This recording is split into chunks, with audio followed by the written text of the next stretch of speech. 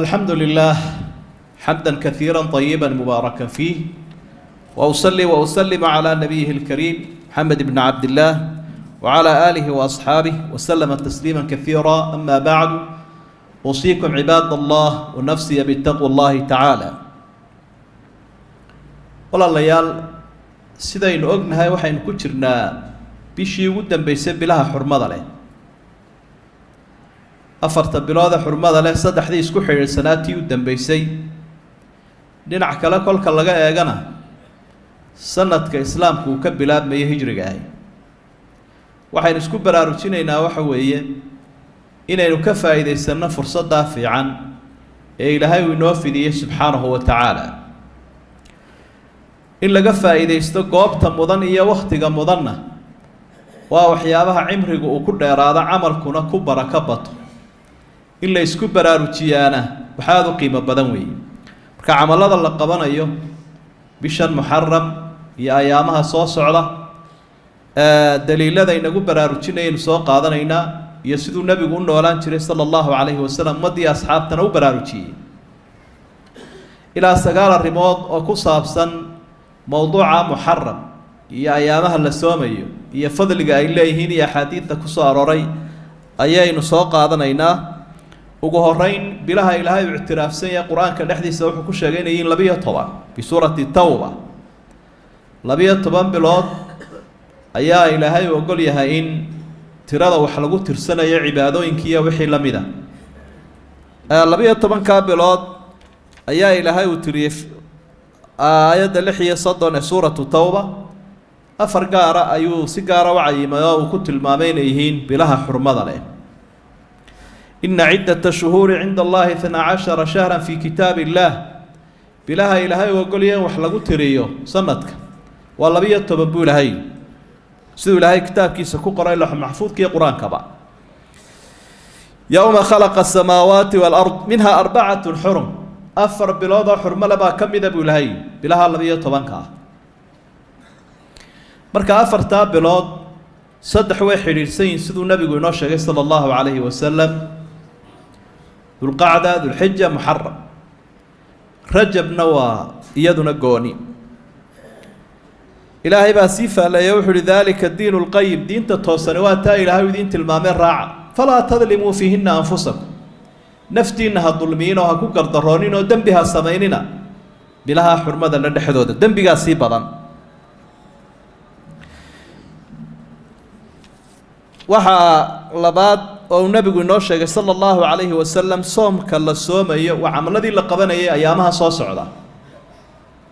soomka la soomayo bishan muxaram guud ahaanba inuu yahay soomka ugu fadli badan bacda ramadaan. xadiid saxiixu muslim ku sugan min xadiidi abi hurayra, nabigu calayhi salaatu wasalaam wuxuu uhi afdalu siyaami bacda ramadaan shahru llahi almuxaram, ay siyaamu shahri llahi almuxaram. bisha ramadaan soomka soo raaca xagga fadliga waa soomka la soomaya bisha ilaahay ee muxaram. bilahoo dhan ilaahay baa iska leh, laakiin maadaamuu nebigu bishan si gaara ilaahay ugu nisbeeyey, idaafadaasi tashriif bay sheegaysaa iyo fadliga bishan inuu aada u badan yahay. markaa guud ahaanba soomkiisuu dhiiri gelinayaa nebigu calayhi salaatu wasalaam bishan in la soomo. waxaa kaloo bukhaari ku sugan min xadiid ibni cabbaas, nebigu wuxuu tegey sala allahu calayhi wasalam madiina, wuxuu arkay yahuudda soomaya. wuu su-aalo wuxuu uhi maalinkan aad soomaysaan muxuu ahaa? waxay idhahdeen waa maalinkii ilaahay uu nabadgeliyey nebi muuse iyo reer banu israa'iil, fircoon ka badbaadiyey ee fircoonna uu halaagay. sidaa daraaddeed baanu u soonnay annagoo weyneynayna. rasuulku sala allahu calayhi wasalam wuxuu uhi dee anaaba nebi muuse idinka xigoo dee ambiyadii ilaahay baanu isku nahay iyo islaamkii, ila iyagu waa gaaloobeen reer banu israa'iil. markaasuu nebigu soomay, ummaddii asxaabtana wuxuu faray inay soomaan. soomka la soomayo cashuuraa, culammadu waxay tilmaamaan berigii hore inuu waajib ahaa. amarkaa uu nebigu bixiyey sala allahu calayhi wasalam intii aan ramadaan la waajibinin. soomka waajibkii halka ramadaan ku jiraa wuxuu ahaa maalinkaa muxaram 10 ay tahay in la soomo, yowmu cashuuraa loo yaqaano. markii ramadaan ilaahay uu waajibiyey ayaa maalinkaa waajibnimadii laga nasakhayo sunna ayuu noqday. ونسخ إلى بدل أثقل من الأول شيء إلى هذا علماء الأصول كالدنبال لقول نسخي كي هوري أيا كعريس بدن إنك سدو حق أجري كبدنيا أرنت الله بعد شرتا وحوي فضل صيام عاشوراء مركو الرسول كورمي صلى الله عليه وسلم مالك صوص على عاشوراء صوم كيس وحول صيام يوم عاشوراء أحتسب على الله أن يكفر السنة التي قبله حديث مسلم waxaan ilaahay ka rajaynayaa ama aan ajri kaga doonayaa inuu igaga dhaafo maalinta cashuura soomkeeda sanadkii hore wixii dembi ahaa ee dhacay ibn Abbas allaha ka raali noqday isaguna wuxuu yiri maan arag nabi Muhammad sallallahu alayhi wasallam yataharra siyama yawmin faddalahu ala ghayri illa hada al-yawm wa hada ash-shahr wuxuuna arki jiray soomku nabigu aad ugu dadaali jiray si aan ayaamaha kale ugu dadaal jirin cashuuraha bisha uu soomkeeda u dadaali jiray ee aan u dhaafi jirin ramadaan buha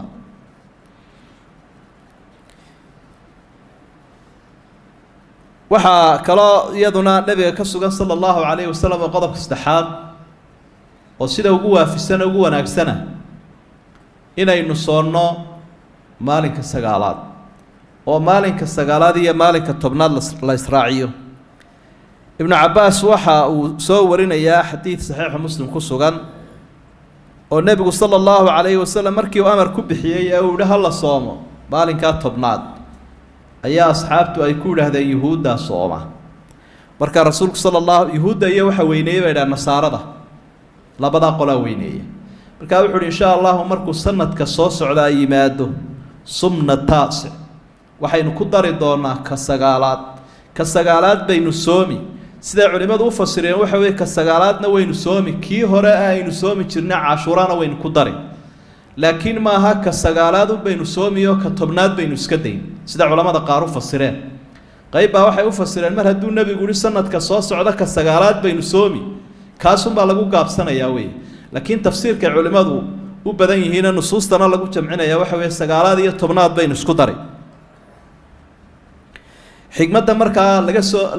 loo soomeeyo kaas sagaalaad wasaddex arrimood sida xadiidkan ka muuqanaysa waa khilaafa lilyahuud in yuhuudda la khilaafo iyo in la isku xidhiidhiyo maalinka tobnaad iyo maalin kale ku lamaan sidii loo yidhi markaad jumcaha soomtaba maalin ka horeeya ama maalin ka dambeeya raaci iyo al-ixtiyaad fi siyaami yawmi caashuuraa iyo iyadoo loo dadaalayo maalinkan tobnaad soomkiisa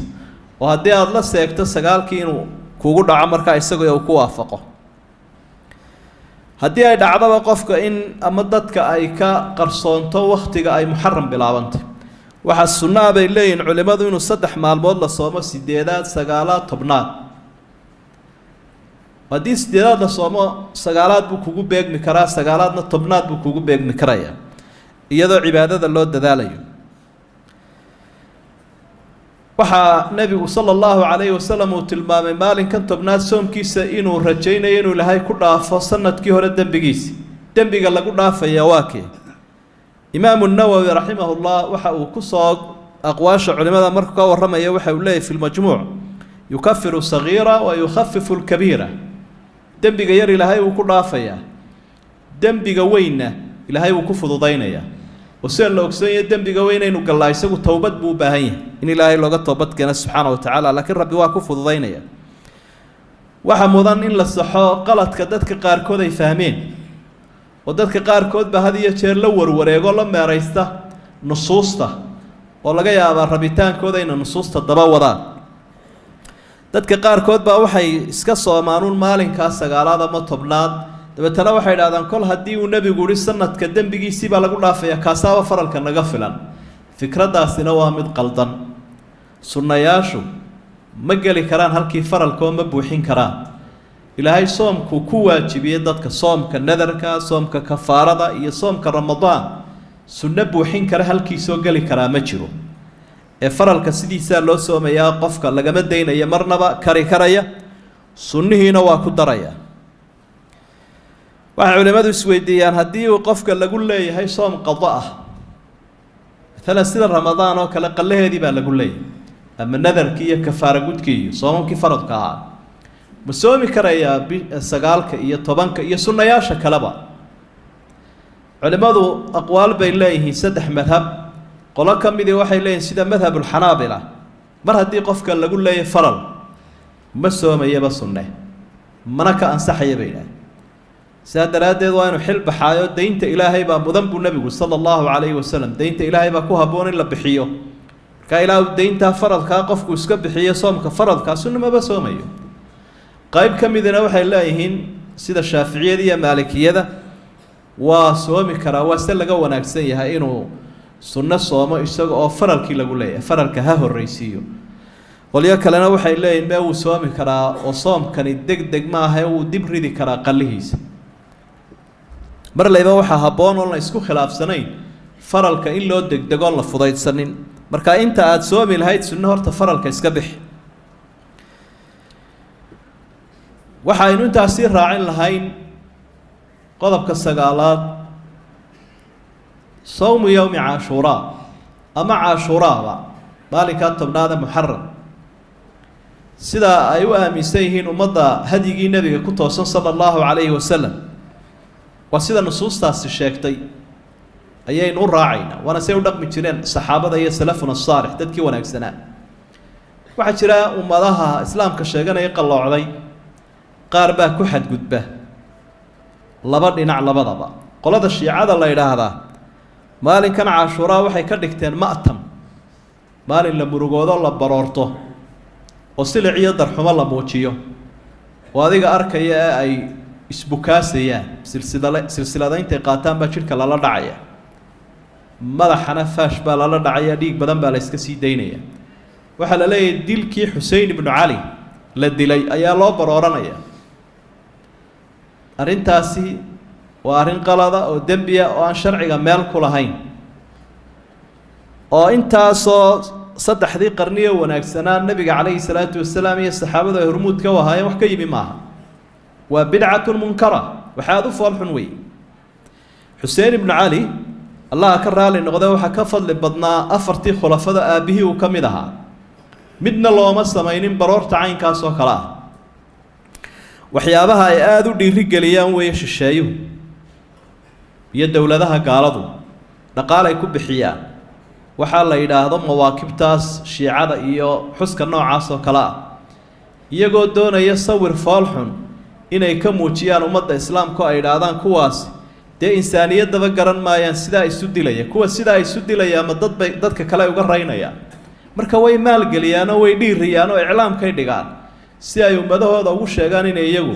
xaqa insaanka garanayaan oo muslimku aanu garanayn taasi markaa waa bidco aynu arki doonno ayaamaha soo socda iyagoo samaynayo in laga feejignaado ay tahay oo diin la moodine bidco inay tahay aynu ogaano arrinta labaadna waxa weeye nimanka nawaasibta la yidhaahdo oo iyaguna cagsa shiica ah nawaasibtu waxa weeyaan dhinaca kaley tegeen oo cali ibnu abidaalib iyo aalubeytka ayay iyaguna la colaatamaan oo ay caayi jireen oo shaam bay ku noolaayeen haddana kusii noolyihin iyaguna ayaamaha dhinaca kale u shaqeeyaanoo waa la dabaaldegaayo waa la farxaayo ciid baa laga dhigtaayo cunnadaa la badiyaayo aad bay isu casuumaan iyaga oo markaa iyaguna ku diganaya dilkii cali ibnu abi aalib iyo xusein dilkiisii oo shiicada la ficiltamaya markaa labadaa aragtiyoodba diin maaha waa iska aragti qalloocanune iyadana waa ku baraarugsanaanaynaa wax lagu dayananayana maaha waa wax laga feejignaanayo markaa dariiqada fiican ee loo noolaanayo ama diinta loogu camal falaya ayaamahan soo socda waa sidaas weeye allahuma arina alxaqa xaqan warzuqna itibaaca wa arina albaaila baailan warzuqna ijtinaabah اللهم أصلح لنا ديننا الذي هو عصمة أمرنا وأصلح لنا دنيانا التي فيها معاشنا وأصلح لنا آخرتنا التي إليها معادنا اللهم اجعل خير أعمالنا أواخرها وخير أعمالنا خواتمها وخير أيامنا يوم نلقاك فيه اللهم أغننا بحلالك عن حرامك وبفضلك عمن سواك يا أرحم الراحمين اللهم أحينا سعداء وأمتنا شهداء واحشرنا في زمرة الأنبياء اللهم من أرادنا وأراد المسلمين بسوء فأشغله في نفسه يا أرحم الراحمين اللهم آت نفوسنا تقواها وزكها أنت خير من زكاها أنت وليها ومولاها يا أرحم الراحمين. اللهم إنا نعوذ بك من جهد البلاء ودرك الشقاء وسوء القضاء وشماتة الأعداء. اللهم إنا نعوذ بك من علم لا ينفع ومن قلب لا يخشع ومن نفس لا تشبع ومن دعوة لا تستجاب لها يا أرحم الراحمين. اللهم انصر الإسلام والمسلمين، اللهم انصر الإسلام والمسلمين، اللهم انصر المستضعفين والمجاهدين في سبيلك في كل مكان يا أرحم الراحمين. اللهم أسقنا الغيث والرحمة ولا تجعلنا من القانطين. اللهم إنك كنت غفارا فأرسل السماء علينا مدرارا. فستذكرون ما أقول لكم وأفوض أمري إلى الله إن الله بصير بالعباد. وأقم الصلاة.